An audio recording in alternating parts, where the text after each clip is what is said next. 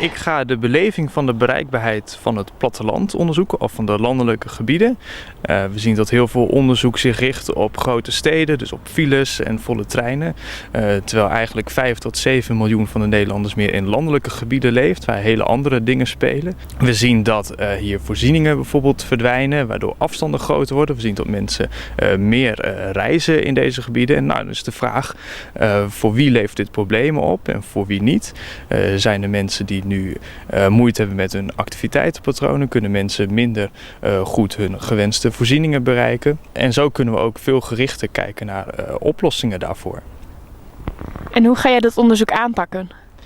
We hebben eerst met veel mensen gesproken van welke barrières komen jullie tegen in het dagelijkse rijden en zeilen, dus in het dagelijkse bereiken van voorzieningen. En we gaan nu met een vragenlijst willen we graag een breder publiek bereiken en zo wat grootschaliger in kaart brengen hoe die bereikbaarheid van de landelijke gebieden beleefd wordt. En wat wordt er uiteindelijk met die resultaten gedaan? Nou, het is in principe puur wetenschappelijk onderzoek. Alleen we staan wel in nauw contact. Onze onderzoeksgroep staat in nauw contact met beleid, met provincies, met de Rijksoverheid. Die zitten namelijk met de vraag van wat moeten we in die landelijke gebieden nou doen aan de bereikbaarheid. We zien dat openbaar vervoer onder druk staat.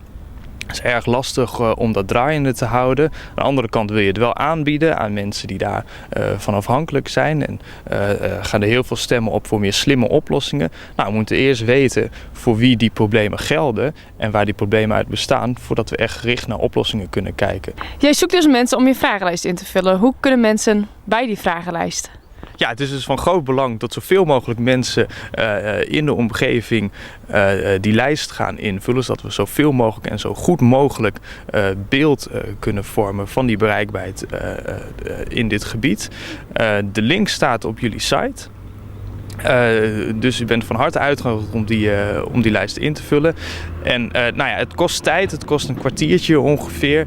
En omdat het u wat tijd kost, verloten we natuurlijk ook wat prijzen. We verloten 10 keer €50 onder alle respondenten. En hopelijk ziet u ook het belang in van het onderzoek.